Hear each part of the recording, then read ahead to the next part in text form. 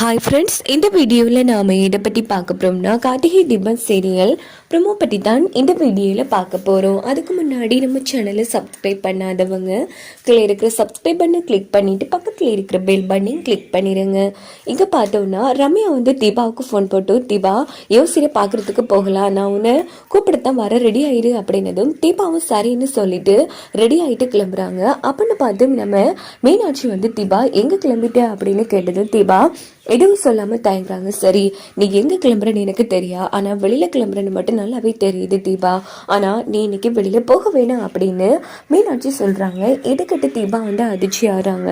அக்கா என்னக்கா சொல்கிறீங்க, ஏன் போக வேணாம்னு சொல்கிறீங்க? இங்கே பாரு தீபா, இன்னைக்கு ஒரு கனவு கண்ட, உனக்கு உயிருக்கு ஆபத்து வர மாதிரி, அதான் எனக்கு பயமாக இருக்குது தீபா, நீ இன்னைக்கு எங்கேயுமே போக வேணாம் அப்படின்னதும் உடனே தீபா வந்து மன்னிச்சிடுங்கக்கா, இது ஒரு முக்கியமான வேலைக்கா, நான் கண்டிப்பாக போயே ஆகணும் அப்படின்னு தீபா சொன்னதும், இங்கே பாரு, அப்படி எந்த ஒரு முக்கியமான வேலையாக இருந்தாலும் நாளைக்கு தள்ளிப்போடு, இன்னைக்கு செய்யாமட்டா நாளைக்கு ஒரு குறையும் வந்துடாது தீபா, ப்ளீஸ் புரிஞ்சுக்கோ தீபா அப்படிங்கிறதும், இங்கே பாருங்கக்கா, அது ஒரு கனவு தானே, கனவுங்கிறது சாதாரண விஷயம் இல்லை, சில விஷயங்கள் வந்து முன்கூட்டியே நடக்கிறத வந்து நமக்கு எச்சரிக்கையாக இருக்கிறதுக்கு கூட உதவுறது தான் தீபா, புரிஞ்சுக்கோ அப்படின்னு மீனாட்சி சொன்னதும், சரிக்கா, நீங்கள் இவ்வளோ தூரம் சொல்கிறீங்க, அதனால நான் எதுக்காக போகிறேன்னு இப்போவே சொல்கிறேன், ஏன்னா இப்போ போனால் தான் எல்லாமே சரியாக வரும்க்கா, அத்தை வேற உடம்புக்கு முடியாமல் இருக்காங்க, அவங்க நல்லபடியாக பொழைச்சி வரணுங்கிறதுக்காக யோசிரை பார்த்து அவர்கிட்ட பரிகாரம் கேட்டு அத்தைக்காக கோவிலில் போய் பரிகாரம் பண்ணலான்னு இருக்கேன் அப்படின்னதும் மீனாட்சி அதிர்ச்சி ஆகிறாங்க. தீபா,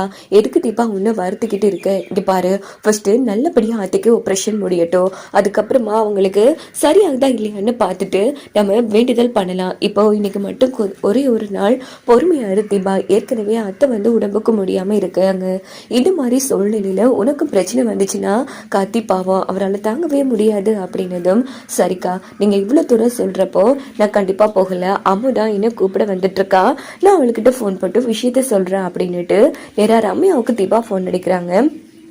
சொல்லு தீபா. இல்லை அம்மோ, இன்னைக்கு என்னால் வர முடியாது, ஃபர்ஸ்ட் அதுக்கு ஆப்ரேஷன் நல்லபடியாக முடியட்டும், டாக்டர் வந்து என்ன சொல்கிறாங்கன்னு கேட்டுட்டு நாளைக்கு போய் நம்ம யோசிச்சு பார்க்கலாம் அப்படின்னதும் ரம்யா வந்து செம்ம டென்ஷன் ஆகி, ஓகே தீபா, நீ சொல்லும்போது நான் எப்படி உன்னை கட்டாயப்படுத்தி அழைச்சிட்டு போக முடியும், சரி அப்போ நம்ம யோசிச்சு நாளைக்கு பார்க்கலாம் அப்படின்னுட்டு ரம்யா வந்து ஃபோனை வச்சுட்டு செம்ம டென்ஷன் ஆகுறாங்க. சே, என்ன இவா அதுக்குள்ளே மனசு மாறிட்டா, ஏன் வரமாட்டேன்னு சொல்கிறா, ஒருவேளை சந்தேகம் வந்திருக்கும் வச்சுச்சு, அப்படிலாம் இருக்காதுங்கிற மாதிரி யோசிச்சுட்டு நம்ம ரம்யா அங்கேருந்து கிளம்புறாங்க.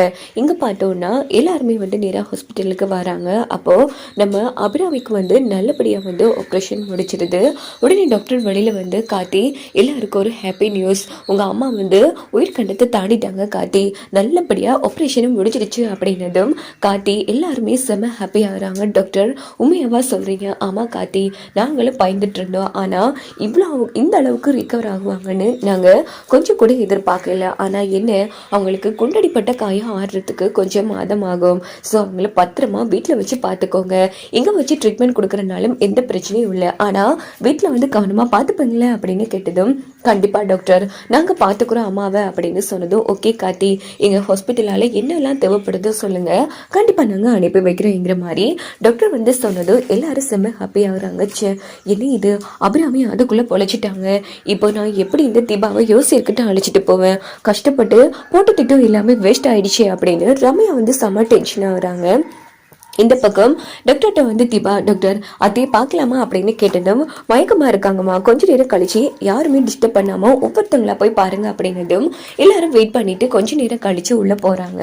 ஸோ அபிராமி வந்து மெதுவா கண் இருக்க ஆரம்பிக்கிறாங்க. அம்மா, உங்களுக்கு ஒன்றும் இல்லைம்மா, நீங்க நல்லபடியா ரிகவர் ஆயிட்டீங்கம்மா, எங்க பழைய அம்மாவா கிடைச்சிட்டீங்க அப்படின்னு கார்த்தி சொல்றாங்க. ஸோ ஒவ்வொருத்தரும் ஒவ்வொன்றா பேசிட்டு இருக்காங்க. மன்னிச்சிடுங்கம்மா, மிகப்பெரிய பாவம் பண்ணிட்டேன், உங்களை எந்த நிலைமைக்கு ஆளான ரியாவை என் கையாடின கொண்டு போட்டுடுறமா, என்ன மன்னிச்சிடுங்க அப்படின்னு ஆனந்த் ஒரு பக்கம் அழுதுட்டு இருக்காங்க. விடுங்க, நடந்தது நடந்து போச்சு கார்த்தி, அவளை சும்மா விடக்கூடாதுப்பா, அவளை விடவே கூடாது அப்படின்னு கவலைப்படாதீங்கம்மா, நீங்க வீட்டுக்குள்ள காலடி வைக்கிறதுக்குள்ள அந்த ரியா போலீஸ் ஸ்டேஷன்ல இருப்பாங்கிற மாதிரி தீபா நம்ம கார்த்தி வந்து வாக்கு கொடுக்குறாங்க.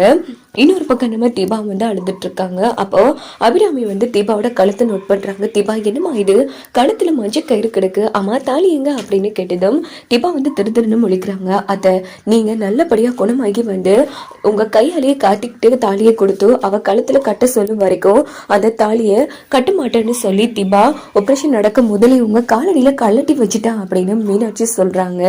இதுக்கிட்ட அபிராமி அதிர்ச்சியாயி தீபா என்ன காரியம் பண்ணி வச்சிருக்க, ஒரு பொண்ணு பண்ணக்கூடிய காரியமா இது, அத உங்களை விட என் வாழ்க்கை ஒண்ணு எனக்கு முக்கியம் கிடையாது, அதான் நீங்க திரும்பி வந்துட்டீங்களே, உங்க கையாலேயே தாலியை கொடுத்து நீங்க என் புருஷங்கிட்ட கட்ட சொன்னா நான் ரொம்ப சந்தோஷமா கட்டுவேன். ஏற்கனவே நடந்த கல்யாணத்துல நிறைய குழப்பங்கள் நடந்துச்சு, உங்க ஆசீர்வாதமும் இல்லாம போயிடுச்சு. ஆனா இந்த வாட்டி என் புருஷன் என் தாலியில என் கழுத்துல தாலி கட்டும் போதோ நீங்க எங்களை மனசார ஆசீர்வாதம் பண்ணுவீங்க, அந்த ஆசீர்வாதம் தான் எனக்கு முக்கியம் அப்படின்னதும் அபிராமி அழ ஆரம்பிக்கிறாங்க. ப்ளீஸ் நீங்க எமோஷனல் ஆக வேணாம், இப்போதான் நல்லபடியா ஆபரேஷன் முடிஞ்சிருக்கத, சந்தோஷமா இருங்க அப்படின்னு தீபா சொன்னதும் இவங்க எல்லாரும் அழுதாங்க, புரண்டாங்க. ஆனா உன்ன மாதிரி யாரும் இவ்வளவு பெரிய தியாகத்தை பண்ணல தீபா, உன்ன மாதிரி ஒரு மருமக கிடைக்கனா கொடுத்து வச்சிருக்கணும், கவலைப்படாதமா, நான் நல்லபடியா ரிகவர் ஆகி வரேன். ஸோ கோலாகலமா நம்ம இந்த ஃபங்க்ஷனை வச்சு கார்த்திக் உன் கழுத்துல தாலி கட்டணும், இங்கால எப்பொழுது ஆனந்த் மீனாட்சி கழுத்துல தாலி கட்டணும். ஸோ நம்ம ஒரு நல்ல நாளா பார்த்து சடங்கு வச்சிடலாம் அப்படின்னதும் தீபா கார்த்தி இங்கால ஆனந்த் எல்லாருமே வந்து அபிராமி பேசுறதெல்லாம் கேட்டு